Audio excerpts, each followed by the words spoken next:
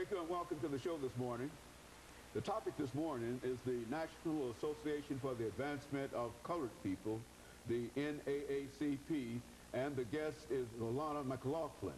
Alana has some information to talk about dealing with the National Association for the Advancement of Colored People, and she has again agreed, as at earlier shows, to talk about that information within the context of some of the questions that people might have in reference to this very, very important organization.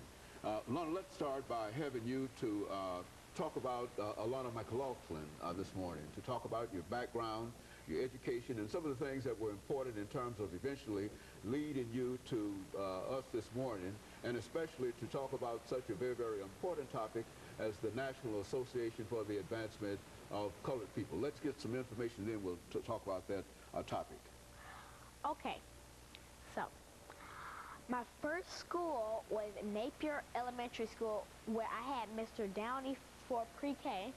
And then my second school was Alex Green, where I did kindergarten and first grade with Mrs. Harville for kindergarten and Mrs. Jennifer Berry for first grade.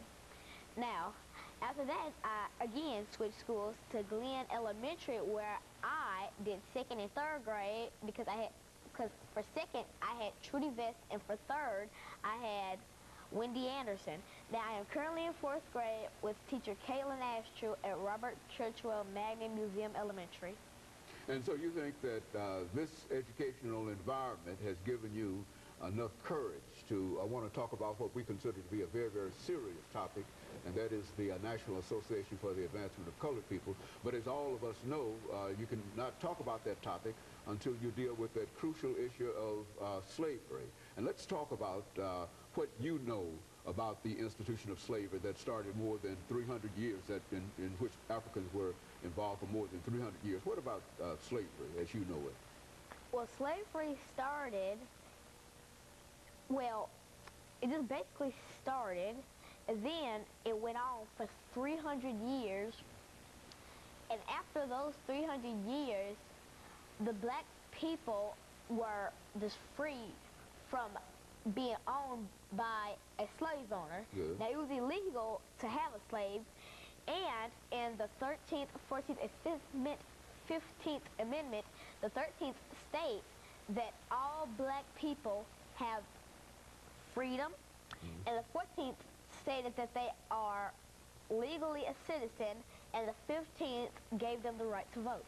And so in a real sense, the end of the Civil War that came, as most folks believe, in 1865, and so you're saying that these three amendments, the 13th Amendment, the 14th Amendment, and the 15th Amendment to the Constitution, not only ended slavery, but it put black people in a very, very different situation.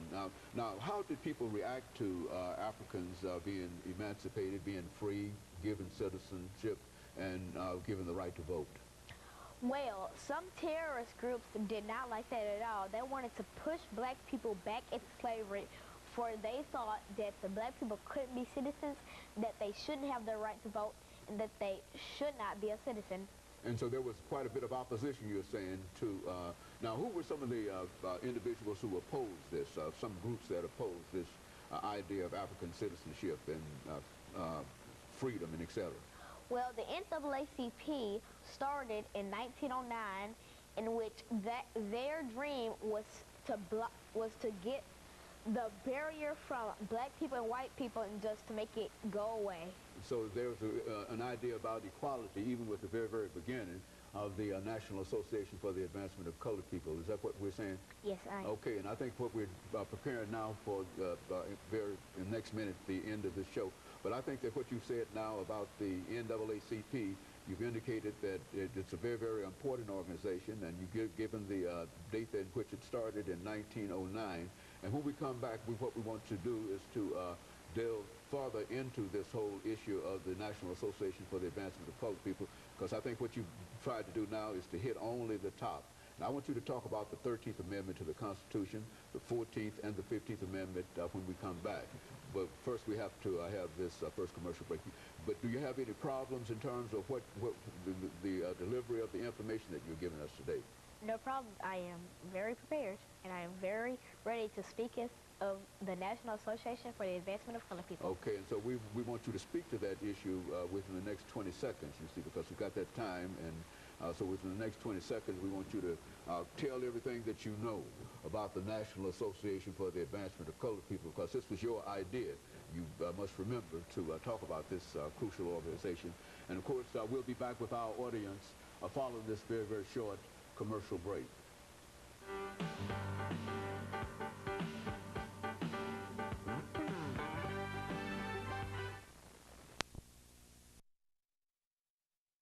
Advancement of Colored People